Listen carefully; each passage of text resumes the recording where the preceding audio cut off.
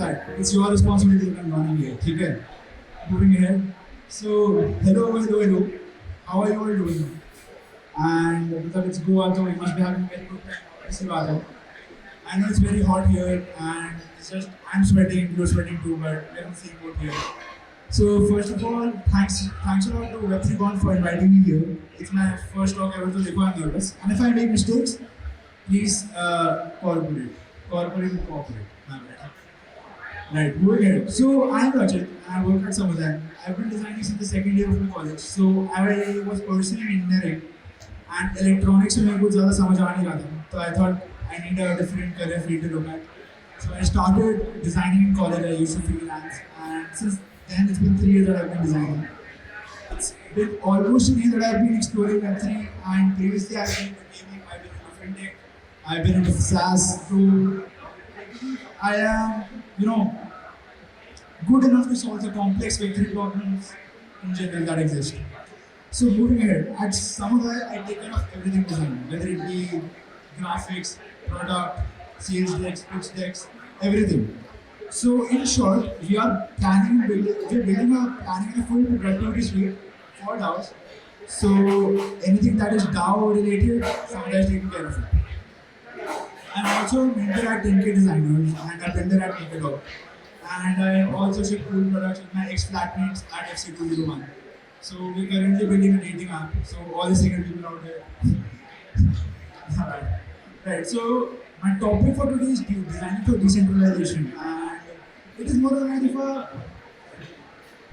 look forward to where I'm not going to tell you how you can improve the design that will bring users to your apps. These are just observations, problems that the people face, and some solution around those problems. So it's been 7 to 8 months, almost a year that I've been into Web3, and I see a lot of irregularities that exist throughout the entire ecosystem. And making sure to, I know that you're all dark mode admirers are right here, but we don't need for the light mode. I just prefer light mode. I'm sorry. Moving ahead. So who's this talk for? If you're a designer, if you're a developer, or even if you're a PM, you're much welcome. So it's basically for everyone who's building, right? Everyone who's building something and will be building something in the future. Nevertheless, it's for everyone. In short, so how are we going to go about this? So we're going to talk about some common patterns that exist in Web3 and some crucial issues that users generally face, solutions, things you can do as a team, end goal. This will be the skeleton of the talk, and moving ahead, I want to quote this quote by Steve Jobs, which he says as, "Design is a funny word. Some people think design means how it looks, but of course if you dig deeper, it's really how it works. And nothing can go too hard on this, whether it be designing Web2, Web3 or in real life." So, some common patterns that exist in Web3. Dark mode. मतलब किसने सोचा था कि web will be all dark one day, and dark mode is definitely a good practice, provides variation, but it's entirely not accessible. Let's be honest. So there's this fact where people who have color blindness find it tough to figure out contrast in dark mode. I mean, I'm personally a fan of light mode, but yeah, I don't want to be rejected by Web3, so I do dark mode as well. Even at Samurai, we're planning to extend our platform to light mode so that it is accessible for everyone. Gradients. Well, Web3 is not dark gradients. They have integrated gradients to everything, whether it be websites, portals, everything. So they look pretty. Like very pretty, but are only pretty when done right. And I mean, gradients, if you overdo it, you start feeling like you're at a big fat Indian wedding on a website, I feel.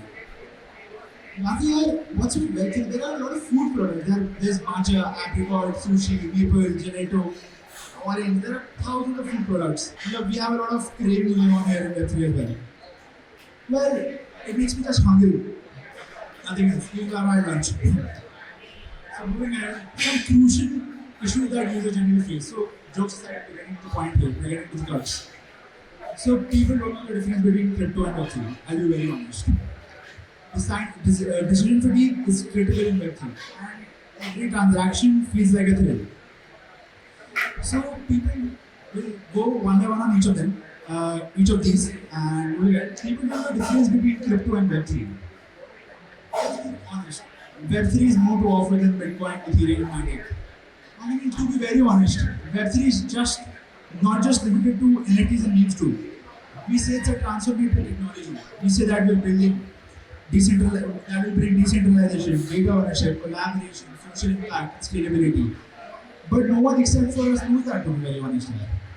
And I asked my father while I was getting into the field, you know what Web3 is? He's like, Bitcoin was na. Bitcoin don't use Web3. And I was like, okay, fair. So people still don't know what is the essence. We know that Web3 is the future because we're working on it. We need to make sure that our websites are easy for someone to figure out what you guys do.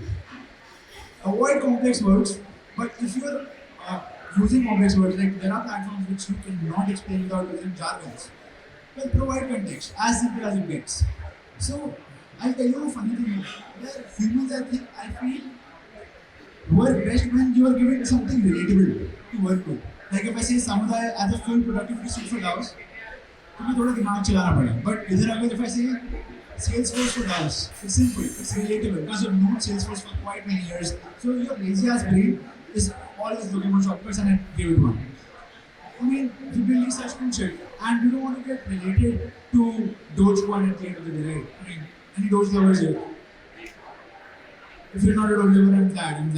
I'm the right crowd. Here again, decision fatigue is critical in Web3. So going forward, we will not only be talking about the masses here and general practices that exist in Web2 and Web3, considering it's a comparison. Investment option in Web2. So we have investment options Web2 on the web that you can do is stocks, mutual funds. Abhi gold hai, you can invest in digital gold as well. But in Web3 we have cryptocurrency, we have liquidity swaps, we have green farming, we have staking. We have the three options to invest in Web3 if you compare it to Web2. And I mean these are just four, and these four also have further good apps amongst them. So we have way too many dexes, we have way too many swaps, way too many staking platforms. अगर एक बात सुनिए, तुमने कभी ऐसे untold conversation सुनी है जिसमें they talking about stocks and mutual funds, like your father's, the papa would be better and they talk about all this. So compare it to Web2. People be like, क्या Sharma ji, stocks and mutual funds में डाल दो, diversify हो जाएगा और ऐसे ही चला लो. अब यही same code, if you want to see the Web3 space would be Sharma ji, Web3 में invest करो, crypto और NFTs में invest करो. मस्त रिटर्न है. DeFi पे yield farming और staking भी कर सकते हो, लेकिन gas fees और market volatility का ध्यान रखना. I mean, did anyone imagine me saying this right here? इसलिए सोचा था कि मैं ऐसे कुछ बोल पाऊँगा. It's just ending with jargon that exists. And to deal with jargons are something that is trending in the slides ahead. But and also mind me for that deeply. I just had to, so that you get the better of it. I just gave you the jargon that exists in that way. Moving ahead. So login option is Web2. Email password, Facebook, Google, as simple as it gets. And Web3 we have MetaMask, Phantom, Rainbow, Wallet Connect. If you open up Wallet Connect, you have another pop-up that has multiple wallet options that you can log in from. Here, this puts me in a decision paralysis की कौन सा सही है कौन सा गलत. I don't even know which one is the right one to go ahead with. Well, we have seen these three main login options in Web2 that are mentioned here, and I mean there are few more, but majorly these three. In Web3, we have options based on what network a platform operates on. If I ask my mother, Mama, network switch level, she's probably going to turn the router back on again. And that's what Indians or anybody who's not literate enough to know Web3 would do. Well, Web3 needs to prioritize simplicity and interoperability. As tough as the word interoperability is, it is as tough as you use Web3 apps all in all. You want Web3 apps to work seamlessly across different devices and blockchains. And nobody likes the message, sorry, this app works on this specific chain. Nobody wants to get that message on the screen because half the people won't even understand what it is. Jargons, my favorite topic. Jargons in Web3, while I started Web3, it scared me to death. There are way too many jargons. Degens, DAO, crypto, platforms, bargaining, hodl, sharding, breaker. Just that are written here. There are multiple more. Jargons are very simple. SEO, social media, marketing, SaaS. And we've been using these in Web3 as well, but these were the basis of every Web2 product that exists here. Web3 is definitely promising, but these jargons really aren't. And all these jargons, without context, to me, literally felt like a gematria considering as well new Web3 a year back. Right, so we might not be using them on a daily basis, but neither is our end user. Right, so we need to provide context and a simple solution. A simple solution could be just adding an I. I is that information that is right next to us. Where adding an I will just add some context so that I move around, I get to know what private keys mean.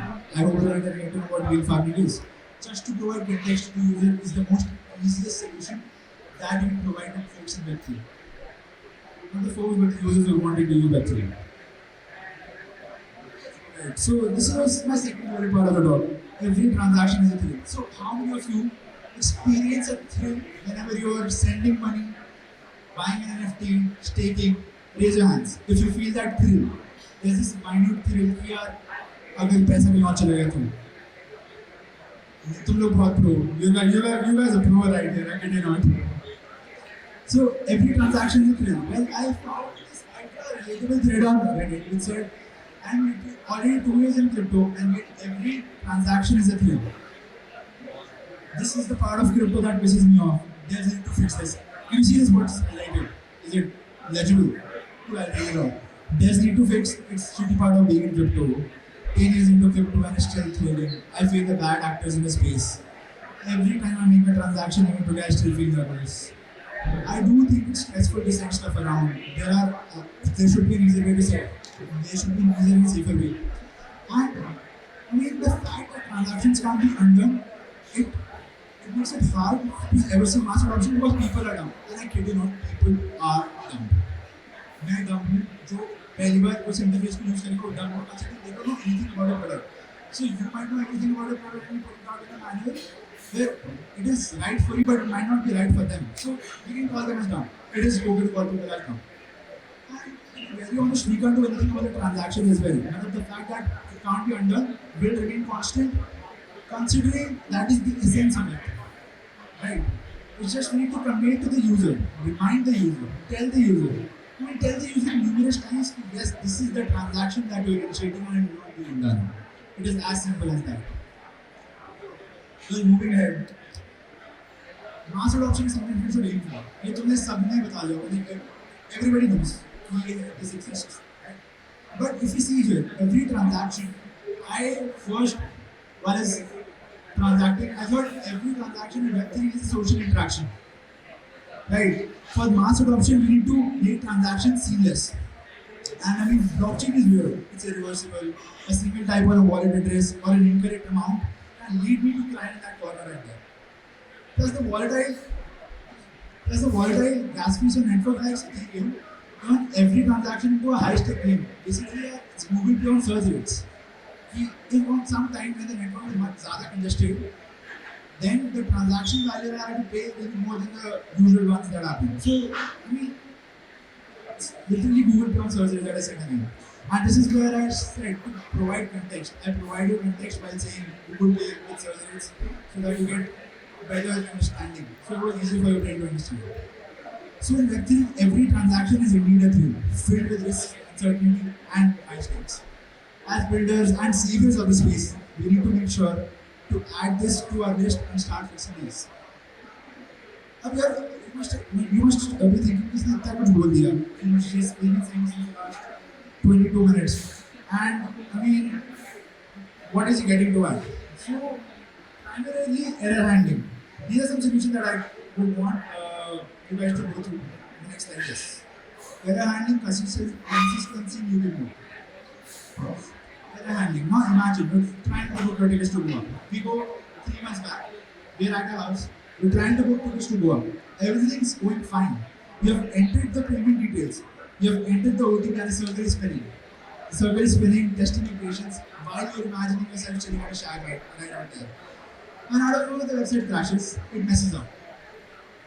Your website crashes, takes your dreams away of beach shacks, sunsets, and it's frustrating, right? Because I waited for a while and payments भी कुछ हुआ और payment वाले step भी वो मतलब crash हो गया सब.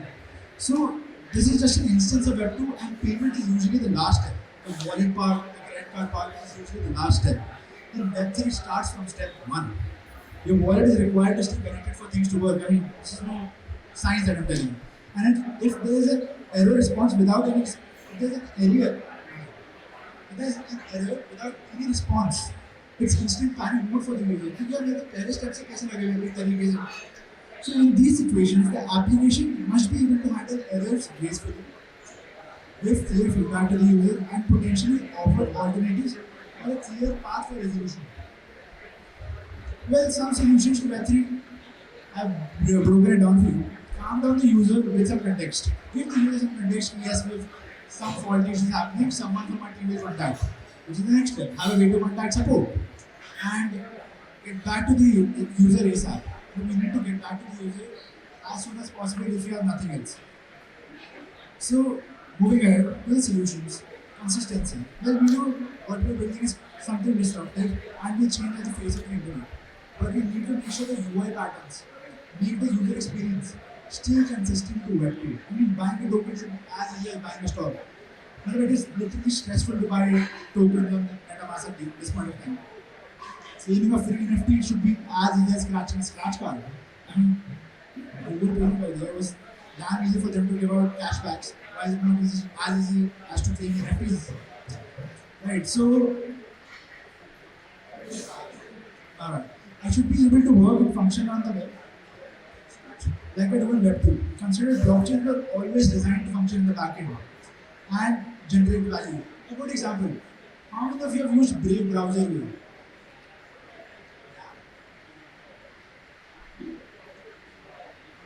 So a fact is, you were all using a browser all along, but you were sure that the data is being taken care of with that back token that you used to give, right?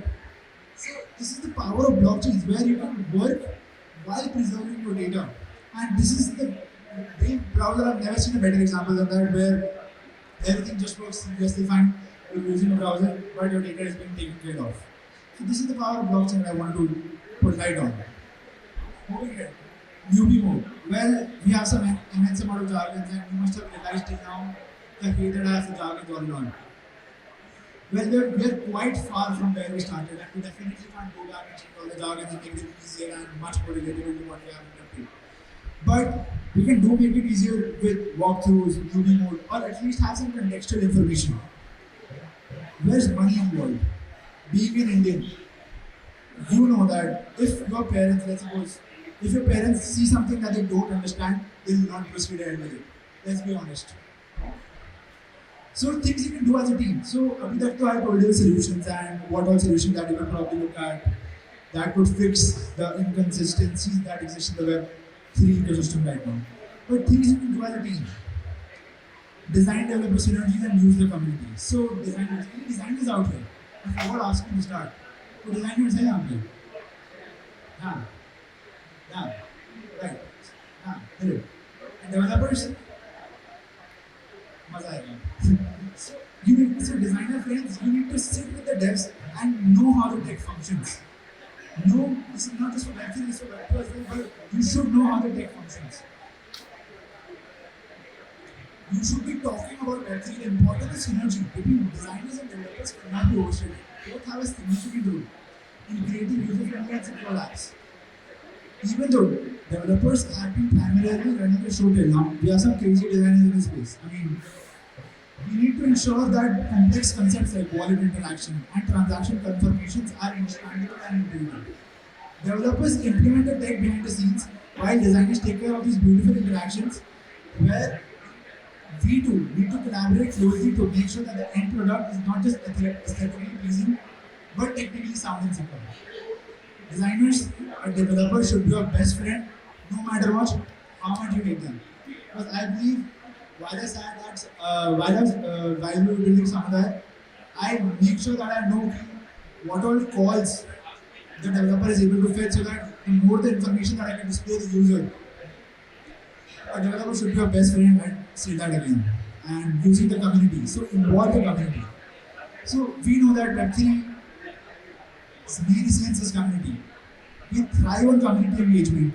Continuous feedback from the community is not only valuable, but also essential for a Web3 product success. So an idea where you just prototype your products on Figma, or if you, all the designers are doing Figma here, perfect. So prototype your products on Figma, send them out, take feedback, and then develop. How easy would that be for you guys to build, considering you will now secure that the users know what's building, and they will use, considering they have already used it again. So there is no friction for them to learn anything in the end. Right? So create top-notch prototypes and get feedbacks. That is one. Some other ways you can build the product with the community is to have a live Kanban board where they know what is being processed. They can add stuff to that Kanban board that they think at this point is required for this product. And I mean, it's a tough job for PMs, but we're just designing the developers. My bad, you might be able to. So, end goal. So, basically, I said a lot of stuff till now. So, where is this all leading to? The goal should be to build impactful and simple products at the end. I mean, that's what it all matters. We've seen it in the past. We've seen Notion, we've seen Google, we've seen Coinbase, we've seen Uniswap. Yeah, they're simple to use. Yet they're very impactful products. And they've changed industries multiple folds. It's still early, and as adopters, designers, and creators, we should recognize the challenge that Web3 presents for us. And we know that there is this technical language, there is this steep learning curve, and a subpar user experience. But we are here to figure that out, and we should figure that out. So this is this line that I love. The internet was difficult once, and even your grandmother, nannies, daddies use the internet these days. But Web3 will be easy enough when your grandma. Let's get a generation below. Your parents are transacting with each other on MetaMask. You know that we have reached mass adoption. So our primary goal should be to ensure seamless onboarding for new users across any Web3 product and establish the highest level of trust. It holds immense potential, and by focusing on user education, improving coordinate usability, addressing privacy and security concerns, also prioritizing simplicity and compatibility, we think we can reach Web3 to a mass adoption sort of stage. So there's this message to make you guys emotional, log me and all that, where we should take care of user-friendly revolution. We should have Web3 as an inclusive, user-friendly revolution that empowers people, as it says. So I guess this is it, and it was great talking. It was great being a part of Web3Conf. And kudos to Web3Conf for putting out something like this. I mean, this takes a lot of efforts. Thank you so much for being such kind listeners. And I mean, you were the first talk, so sorry I was fumbling a bit, but I mean, also, we can connect on Twitter. You can tag me if you like to talk. You can mention me there. Right, so you can tag me on Twitter, and I guess that is it. Also, we're in beta, so anybody who wants to experience some bounties, we have up to $30 up to bounties where you can help us get to a better platform at the end. Yes, that's it. Thank you so much. It was great talking on Web3. Is there any question? Are there any questions that you might have? Anything? नहीं नहीं अच्छा